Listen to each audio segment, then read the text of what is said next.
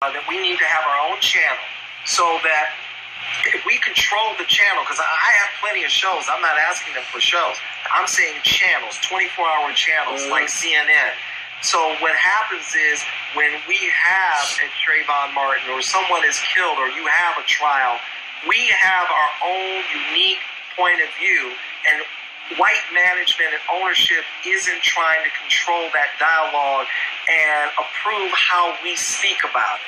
So, when we have our own network that's 100% black owned, you're giving your authentic voice on how you see it and how you feel about it.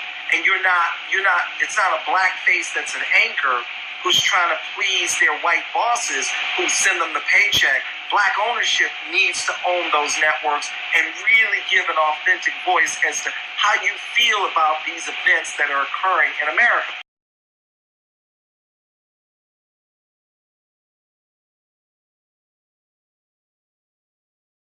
The law that Byron Allen is suing is absolutely necessary because you have to be able to go after businesses. One of the things that his lawsuit revealed is that nobody was doing ads or doing anything with black people. Like, these companies weren't doing any business, weren't doing any advertising. They were doing nothing, but that's what it revealed. Nobody is talking about the outcome of this Byron Allen lawsuit, that what it revealed about how they just don't do anything with us and we don't care. Like he said, we give Al Sharpton a chicken dinner. Well, now he only eats salad and bananas. I'm sorry. He has a salad and banana day. I don't know how a human body exists on that in terms of nutrition, but that's what he does. So you give him that little cheap stuff. You give him a little show. And then what you say about the show? Here's what you said.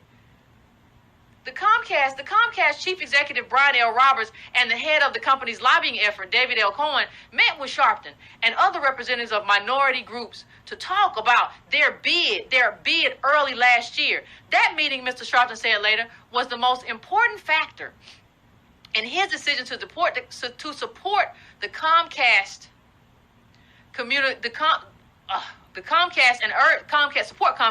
and urge the Federal Communications Commission to approve the deal.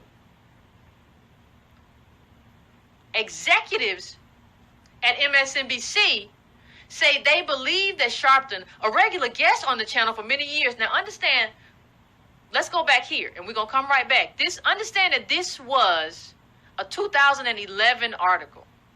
Okay.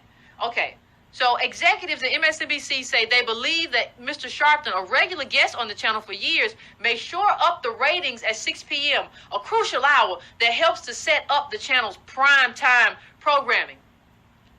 Since Al Sharpton is not on anymore, you know that's a lie. It was never about that. Al Sharpton never shored up anything. See, they brought you in 2011. Obama's reelect.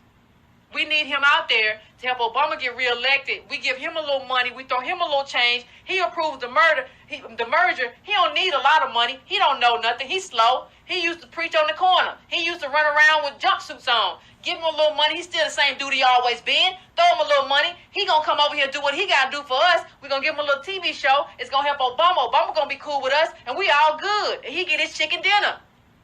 Or his banana and salad, or what he eat now. What he says he eat now with his diet. Whatever. He gets his food.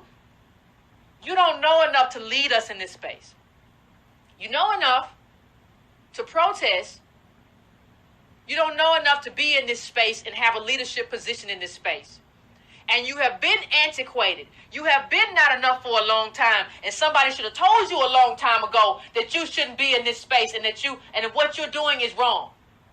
And that who you are is wrong. Your foundation is wrong. And you should come forward and say, you know what? I made a mistake. I did this wrong. I approved this merger and now they going after a black man. But you mad because Byron Allen sued you too. But he sued you for the right reasons because you blessed it. You blessed it. You blessed it and your slick-haired friend did too. You blessed that deal. That deal is not good because it's not about, they're not just going to rule against Byron Allen at the Supreme Court. This is a Supreme Court case. Understand that. If they decide to rule against the law that they're ruling, if they decide against Byron Allen, they're deciding against a law that we need. A law that we need expanded. They're narrowing it to the point that we can't even use it. We can't even use an anti-discrimination law that is intended to protect us from racist and white supremacy. We can't even use it. And the people who say they care about white supremacy are not at the table. They're not talking about us. They're talking about 1619 in terms of flowery language and stuff. This is awful. And let me tell you something. If these people decide that they are not going to write an amicus brief, if the NAACP, if the Urban League say we're not doing it, we're not writing any amicus briefs, we have to throw those organizations away and start from scratch. It's hard, I understand, but this is a big lawsuit. And the law that is being used, which was written during the Reconstruction era to protect our interests and our rights to do business and sue and be in certain spaces, if you're not going to write an amicus brief in favor of that, if you're not going to publicize that, you have no standing. Why are you in this space?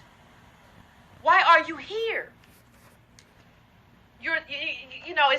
It's Donald Trump siding with a big white organization against a black man.